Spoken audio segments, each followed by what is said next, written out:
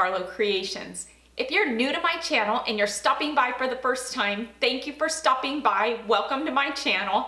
Stick around a while by clicking that red button for more crafting on a budget, more everything on a budget videos to come. And if you click it again when the bell appears, YouTube should notify you every time I'm uploading a new video. If you're interested in following me on social media, those links are in the description box below. So what am I bringing to you today? Today I am bringing to you a highly requested DIY from all of you subscribers, and it's on a DIY farmhouse tiered tray stand. This is not a DIY that I've done before. I've seen several of them that are absolutely gorgeous. I've just never done one. And so many of you have been asking me to please do one, putting my take and my twist on it. You would like to see my version of it. And so that's what I'm bringing to you today, is a new farmhouse style that I have not yet done that I am now obsessed with. I am so in love with this farmhouse style, and I don't know that I've seen it anywhere on here yet in any DIYs, and so I'm excited to bring it to you. I'm excited to be bringing to you more DIYs using this rustic style that I've come up with, and really everything that you need for this tiered tray that I'm bringing to you today, you can get at the Dollar Tree. I picked up a couple items from Walmart, wood items that were $1 a piece, because it was how I wanted to put this together. And so I wanted it to be more different than the ones that you see using all Dollar Tree items. And I think that it kind of is still very budget friendly, because everything that I use for this tiered tray is under $1 each. And so whether it's from Walmart or the Dollar Tree, I don't think it really matters. It is still budget friendly, and the outcome is so stinking farmhouse, I can hardly stand it. So let's not waste any more time. Let's jump into it, and let me show you my version of a farmhouse tiered tray holder. For this DIY from the Dollar Tree, I picked up one of these metal cake pans. I also picked up one of these serving trays, a 4-pack of the 2-inch terracotta pots. From Walmart, I picked up 2 of these mini terracotta pots at 44 cents a piece. They're about 1 inch tall. I also picked up 4 total round wood plaques. I picked up 2 that were 4 inches and 2 that were 5 inches. The 4-inch ones were 88 cents, the 5-inch ones were 97 cents, and one 7x7 square plaque, and this was $1.27. I'm gonna start off by taking the round wood plaques. These here are the 5-inch plaques, and these here are the 4-inch. And using some of Elmer's wood glue, I'm gonna glue the 4-inch plaque on top of the 5-inch plaque.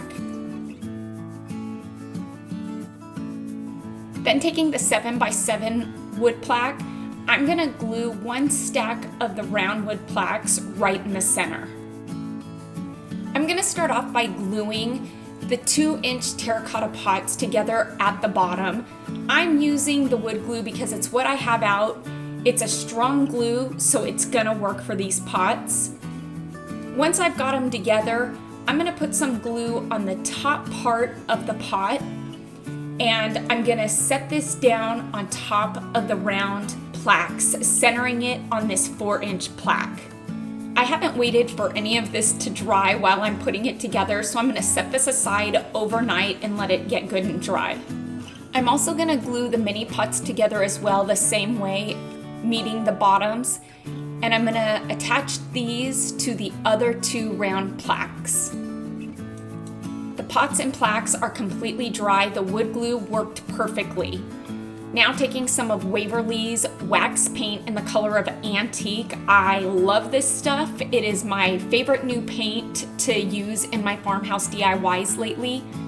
This wax paint acts as, I would say, a stain. So if you were to take a rag after you've applied it and wipe the excess paint off, it would look just like a stain. It also works as a paint as well. I'm gonna give this a nice coat. I'm not gonna wipe off the excess paint because I'm looking for that dark, rich, rustic brown, and that's what I'm gonna get by not wiping off the excess paint. And since it's about 100 degrees outside, I'm gonna place this outside in the sun, and it's gonna dry in just a matter of minutes. And I'm gonna do the same thing to this set as well. Now for this serving tray in the cake pan, I originally thought that I was just gonna spray paint it white with Krylon's flat white spray paint, but the weather in my area just decided that it was gonna get super windy, and so I had gotten one coat of the spray paint on it, but then realized there was just no way I was gonna be able to apply a second coat onto it, so I decided just to pull out my chalk paint and do a second coat using the chalk paint. All my pieces are good and dry and it's ready to put this together, and I'll be using E6000 for this part of the project.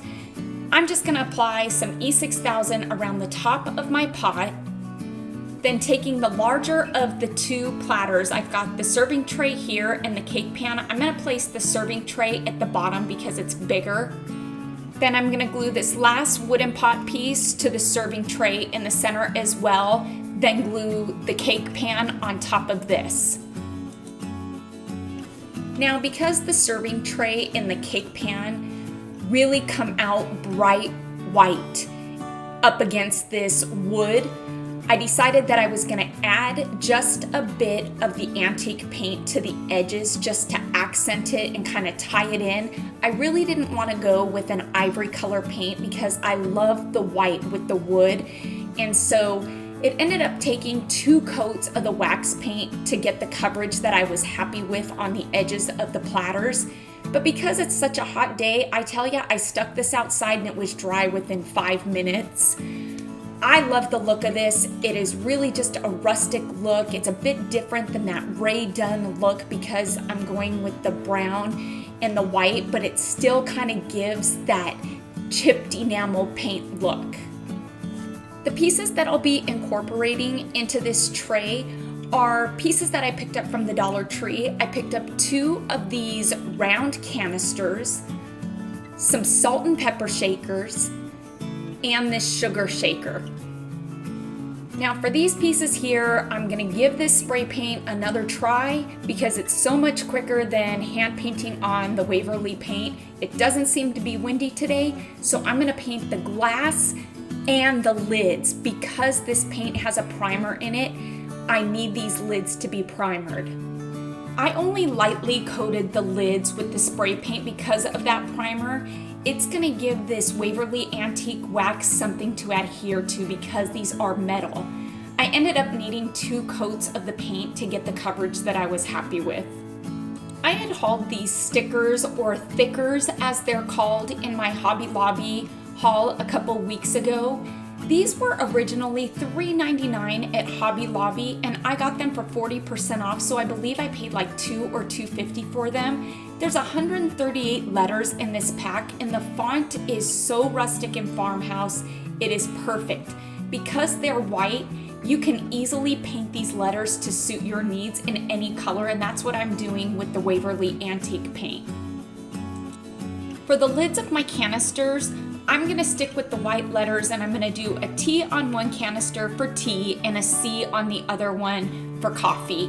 Because the lids aren't big enough for me to actually spell out the words, I just decided just to go with the first letter of each word. For the salt and pepper shakers, I'll be using the brown letters that I painted. So an S for salt, a P for pepper, and the other S is for the sugar shaker.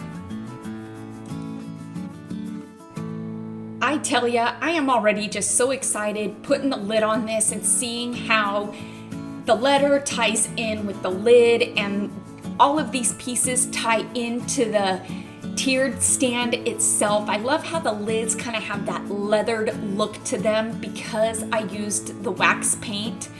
I love this piece. Let's go put it all together and see how it looks all put together.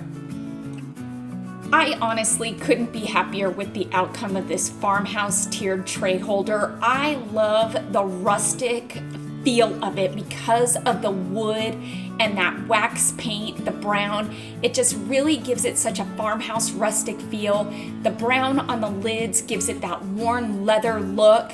I really felt that it was important just to add a touch of color to this, but I didn't want to add too much and actually take away from the piece. And so I felt like incorporating these lamb ears that you can get from Walmart for 97 cents a bunch was the perfect touch. It's the perfect shade of green that goes with the brown and the white, and it finished this piece off perfectly. I didn't show it in the video, but I did end up adding one of Dollar Tree's glass milk jugs to the back of this on the top tier because I thought that it was the perfect piece to hold some of these lamb ears and add just a little bit more height to this.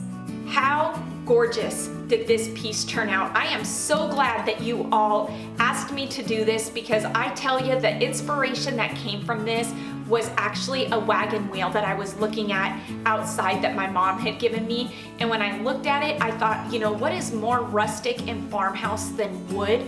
I need to incorporate wood into this tiered stand somehow, and it needs to be a real dark stained wood to add to that rustic feel of it. And I didn't want to go with the chipped black enamel look because I just felt like it wasn't going to go with the wood, and so I decided to frame it with the brown, and I think that it just turned out more rustic and more farmhouse than any other piece I feel like that I've come up with in a while.